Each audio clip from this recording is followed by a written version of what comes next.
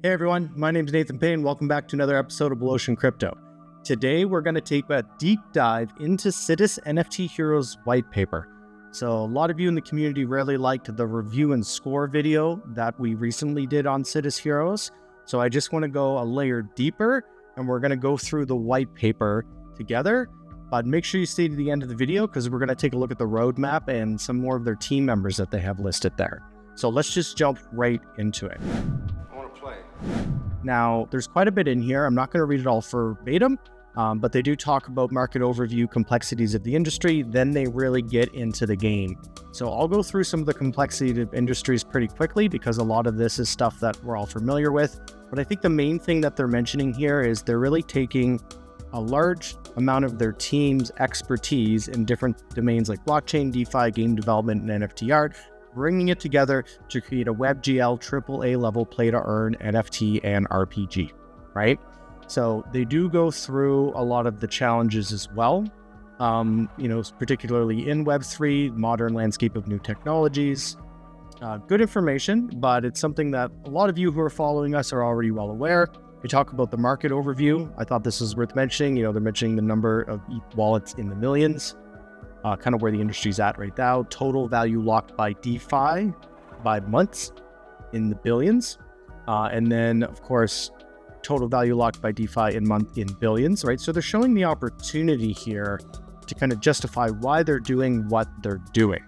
And then they're down here, there's one in particular I want to show you guys right here. Video game companies by market capitalization. We can see Blizzard, Nintendo, Roblox, EA, Axie, so they're really showing that there's a lot of potential future growth. It's interesting because usually a lot of this information is in what I would call a pitch deck. Pitch deck is what a company uses when they're meeting with VCs. It's kind of nice for them to have a lot of this background and information right directly in their white paper so that all of us and people in the community can see the same kind of information that was most likely presented to their VCs when they were going through their pitch deck. Now, I want to really get into the thick of it, but the last stuff that they're talking about here, which I think is worth mentioning, is just talking about how some projects fail to satisfy the demand of a sophisticated audience. They're talking about the complexities with Web3 games and fraudulent schemes. Take your example here, total value locked by DeFi in months and billions, kind of what happened, due to darknet scams. So they're showing the challenges, but also, that's the problem. And then what's the solution? Also, lack of interaction with other players, outdated devices, low quality of GameFi. A lot of this stuff is pretty straightforward. That's why I'm not going through and reading it verbatim, but this is where I really wanted to dive into it for you guys, was the Sidus Heroes basic info. So they talk about how it belongs to a new type of video game, one that implements a play-to-earn model. This concept gives players ownership rights over all in-game items and incentives to play and progress through the game. Awesome, right? That's what we know. This is what Web3 is all about. Now, they talk about how they take this concept to another level and extends the game reachability by accessing in one click. So to start playing, users don't need to download an application onto their Android, iOS, PC, Mac. They just have to open their browser, types in games URL. Now, we also know that they have multiple games that you can do this. There is, the shooter that you can play in the browser. There's the one that's on the Apple App Store where you get for PC and Mac. So they have many different games. And then there's even the Telegram one as well. So kind of gone beyond that. And I'm not sure the last time this has been updated, but we're still going to go through. And they talk about in a futuristic game, players can choose any role from themselves. You can go for violence or strive for power. There's also waterless souls will be able to spend their time exploring all corners of the metaverse. Heroes with a creative bent can become builders and farmers. That's usually something that I'm very interested in the game. Geek economics provide endless opportunities. Born leaders can participate in the political life of Sidus City. So we know that they're making a lot of games. This is kind of just the foundation that they originally talked about. I don't think this has probably been updated in a little while, but that's okay. It kind of shows where they came from. But when we do get into the tokenomics and all the inner workings of the upgrades and stuff, that's definitely relevant for sure. So kind of just going through, here's the economics. So they talk about the internal economic model of the project plays a significant role in the implementation and construction of the entire system of interaction between players. Yes, right? And although this is stuff we've all heard from many projects and we all know, it's important that they address it, right? Because it shows that they understand the industry that they're working in. So they even talk about down the bottom here, economic incentives are designed in such a way that the players would wish to spend at least 3 years participating in the game because of its earning opportunities and gamification of many exciting, purely economical process. By engaging with the game, one learns a lot, including entrepreneurial skills. So they're actually going a different direction than a lot of games, which is like, there's no earnings, right? Like, we're just making a fun game first. They're actually talking about how they understand that people do want to make money when it comes to this. So there's the 2 native tokens. We talked about this in our review video. There's Sidus and Senate, and there's different utility with each, right? They talk about how the creation and implementation of an NFT hero and the enhancement of equipment items in various parts of a ship are only possible with internal game tokens. So let's just scroll down here. It talks about how Sidus Heroes currency is also required to make payments for internal services and platform commissions. It's important to note that deflationary processes are also in operation, which create positive pressure on the demand for in-game tokens and provides an additional incentive for keeping this currency in users' wallets and gaining additional yield. You have to, right?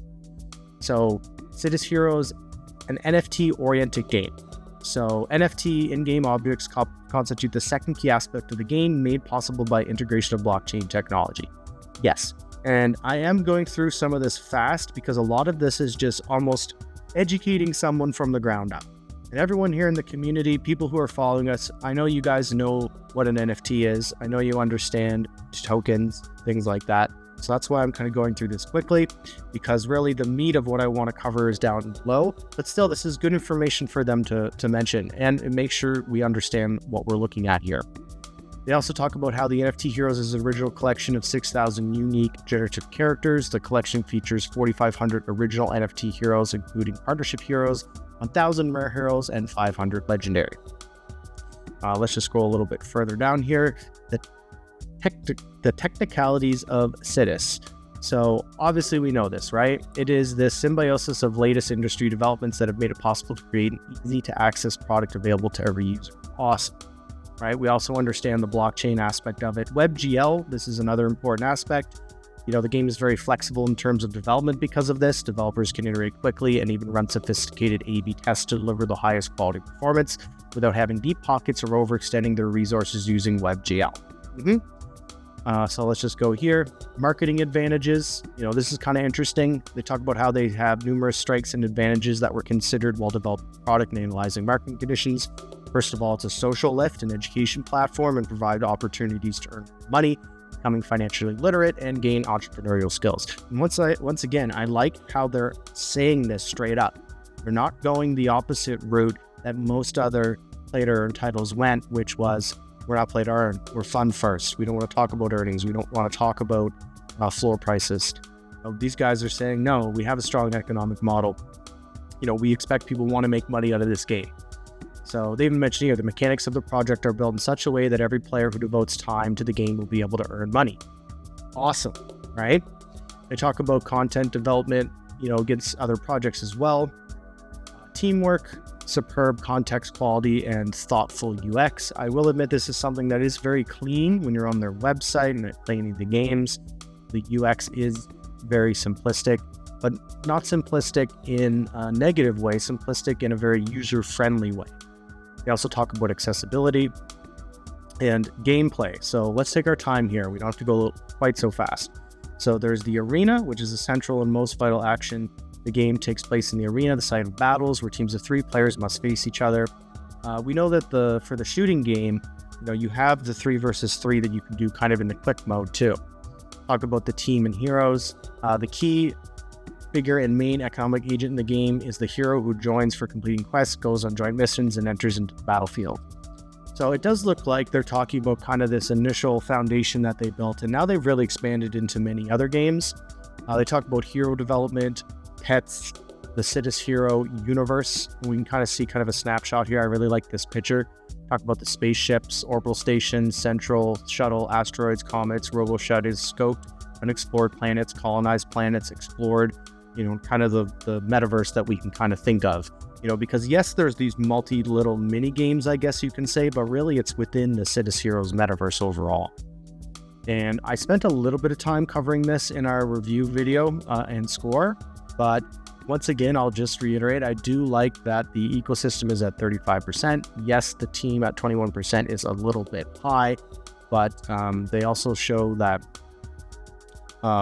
like we see here, the public sale is 2, partners and advisors is 3, liquidity is 5, seed round, pre-round. I mean, this is normal, I guess you could say, for a lot of play to earn projects. I might have liked to have seen more for like a staking option or staking rewards out of this pie, but 35% for ecosystem is not bad, right? And this is Senate, that's the DAO token, right? This is different from Sidus, because Sidus, we can see here, ecosystem 50%, right? Because this is the gaming token, which you're actually earning within the game.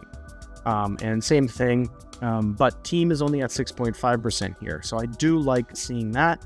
It shows that they're really dedicated to the majority, while half of all the tokens going into directly, for earnings within the game. They talk about the economy a little bit more, and then the core loops. And I like this. I kind of want to break it down with you guys. So player into property, right? And then there's the property into hero selection. You can battle in the arena at the beginning of the season. You can win points. There's a limit and accumulation, and then you get a ranking.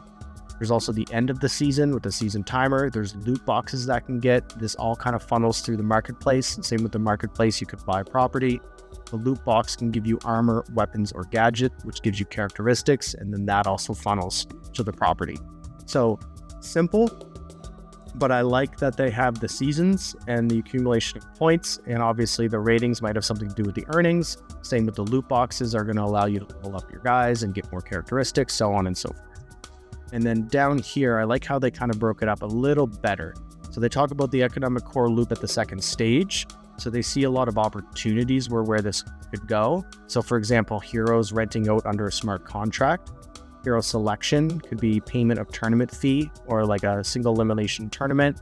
There could be exclusive content, basic resources for construction and production from top position rewards instead of just giving the token, right? So I like how they showed, here's kind of our original model. Here's now the expansion of it. And just going down to the third stage, they talk about how, well, now selection of a planet, robo shuttle payment, limited day, flight and landing, battles with monsters, basic resource for improving the heroes and their gear, return to station. Then over here, stuff is a little bit different with some of the top position rewards, characteristics, and all the loot box stuff is the same. So I like this evolution because honestly, if you just start with this diagram, it's kind of like, okay, what's going on here? By breaking it down, it makes it a little bit more easy to digest, and it shows that they've put layers into it and there's room for improvement. Then they talk about players' property. So each player has their own balance where their assets are tracked. These can also be sold at any time in the marketplace. You can have a huge number of game objects such as clothes, image, spaceships, pets, planets, orbital stations, kind of like we covered before, as well as see additional income from staking various assets, which is great. So they didn't say that there was allocations for staking specifically up top. Maybe the ecosystem is kind of included in some of that. But now we can see kind of as a player, how does this tie in, right? So going over here into the inventory, you've got your gear, your spaceship, your resources, your tools, consumables, loot boxes, licenses, and upgrades. Then from the spaceship, you have the collection, which is the team spaceship, remaining of spaceships left. Also, you've got the heroes collection, the team of 3 heroes, remaining heroes, the pet, which is the team's pets, remaining pets, land plots, resources, and buildings, 1 land plot per player. It's important to notice that there. Shares from NFT Heroes staking and resource investment, share in global Sidus Central Station modules, share in Sidus technology and game resources. And then there's also the Orbital Stations, an orbital station on a colonized planet, Sidus Central Station's private modules, and also 1 private module per player. Then also shows income from other players' access, renting using a smart contract. And then the political system, and I actually really like this. I'm not going to read it quite as much as I did all of the other ones, because there's quite a bit here. But you can create a party, there's councils, you can see this kind of all ties in. There's timers on that, there's voting, have all the players voted. What's the inauguration of the Sidus president, creator of the party that gets the most votes. This is really cool. And then activities, selecting the study from available technology, selecting construction. So obviously the voting ties into some of the activities that are going to be used. And then for players, target selection of players, investments, resources, and game currency. Did the players manage to complete the process before the end of the council's work?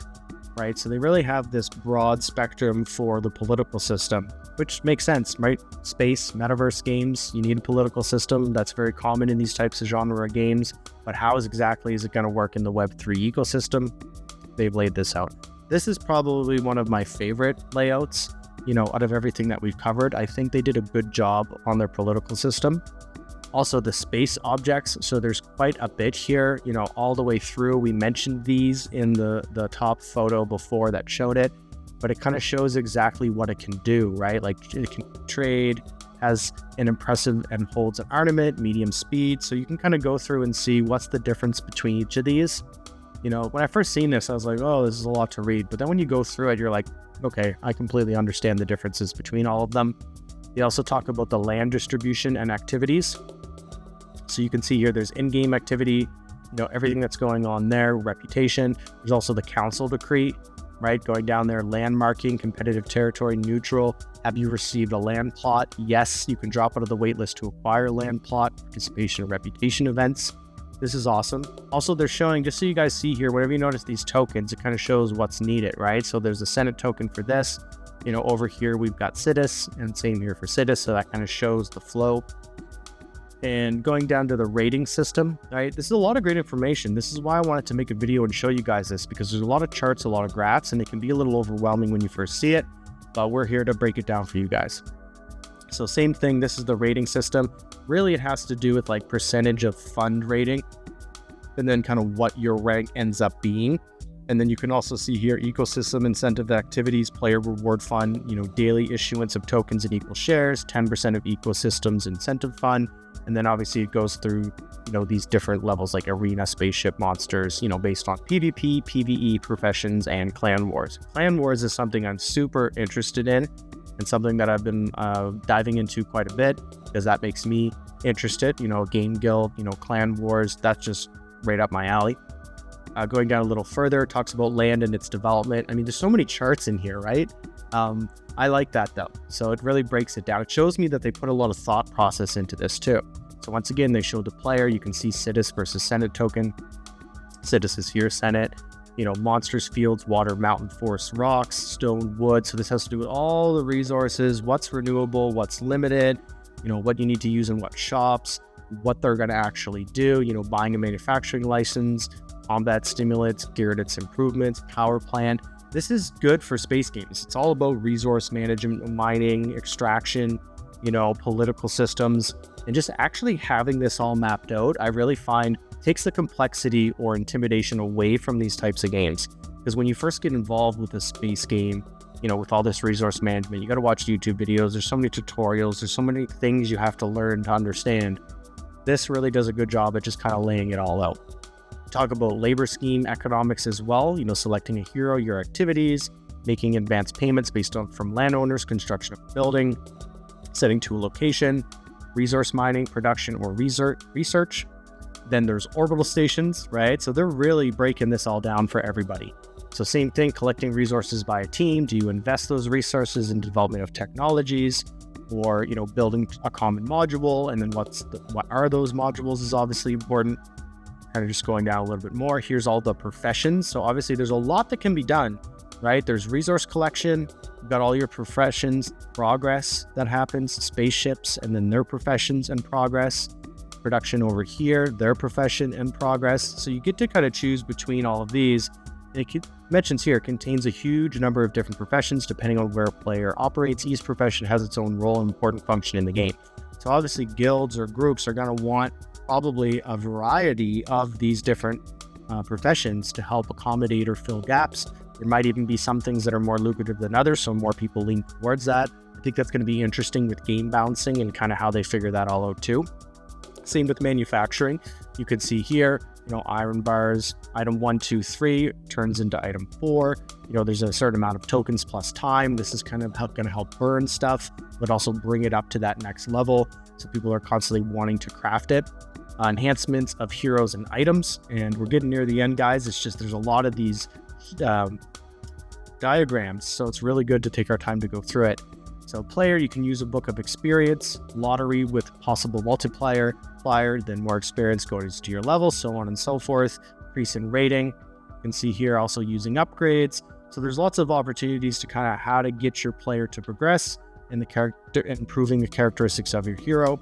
We also talk about common distribution, right? So you can see here is economic activity, goes into commission. There's burning, reward fund for the council of the organized players for the development of technology, project development fund, resource contribution reward fund. Like, man, they really did a great job figuring out all the different layers and mapping it out completely. So I'm just going to go through this quickly. We're pretty much at the end of the video. This is the roadmap. You know, I covered this in the last video, so I just kind of want to bring us to current. So we can go up here. So we're at Q4 2023, launch version 6. There's a lot that they've been doing. They're expanding it. The token has been going absolutely crazy. Here's the team in a little bit more detail. You know, big kudos to them and everything that they've done. I want to play. I hope you guys enjoyed this video. You know, there was a lot of content to cover, so I wanted to focus on those diagrams so you guys have a proper understanding of the economy, the game, how it all works. Thanks so much for everyone subscribed to the channel. It really makes a big difference, and I appreciate everyone who smashed that like button. See you all in the next video. Cheers.